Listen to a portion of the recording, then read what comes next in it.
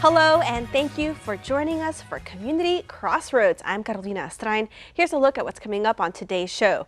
We meet several candidates part of the ongoing primary election: Jeanette Valdez, Anthony Tristan, Jason Ort, Eric Mireles, and Kenneth Sexton. We now welcome Jeanette Valdez, running for Victoria County Commissioner in Precinct 2. Welcome to Community Crossroads. Good morning. Good morning, Jeanette. And so talk to us a little bit about your campaign. I understand sales tax is a big platform point for you. It is.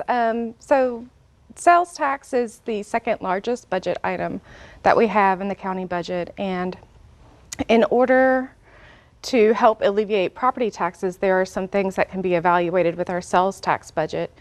And one of those is e-commerce. So the state of Texas did pass a flat tax sales tax rate that can be used for businesses, or they can choose to use the county tax. But what I'm talking about is the allocation of the sales tax from the state, because they collect that for the county on behalf of the county and then provide it to the county. And that goes into their budget. And there's a 90-day review that can be performed, or we have 90 days after receiving the funds to review for accuracy, and the comptroller clearly states that there may be errors and it's the county's responsibility to find those. And so I think we need to do a deeper dive, especially after the pandemic, more people moving to e-commerce, to make sure that we are getting our fair amount of sales tax. Right, you don't want to lose out on that opportunity for funding, so that's a great point. And another part of your campaign is property tax reform, is that correct? It's not necessarily my campaign, but there was a Property Tax Reform and Transparency Act of 2019, and it's really to put responsibility on the appraisal district. And out of that reform, there was a requirement that they provide online statements that do a comparison to allow the taxpayers to evaluate their taxes in 3 different scenarios. And the scenarios just being different types of taxes. And the key point is it's at the true appraised value, not the estimated value.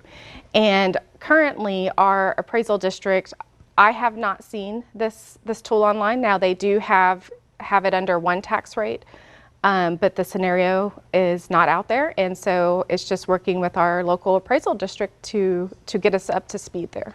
And it can help a voter be better informed when, approaching the ballot box during a bond election or something that would impact your property taxes. Correct. Mm-hmm. And the airport, another big part of your campaign. Sorry if I keep referencing referencing it that way, but the airport, your idea is to sell it to a commercial industry or business? 2 options there. Business. There needs to be an evaluation done. The airport is a business, and when you think about the budget, you can think of it as like in a separate column, because it generates its own revenue and it has its own operating expenses, and we just don't have the passenger load right now. Especially after COVID, there's a lot of telecommuting, and that's pretty much here to stay. So evaluating the airport, what are our other options for the facility? Can it be a multiple use facility? Is there other ways to generate revenue out of it?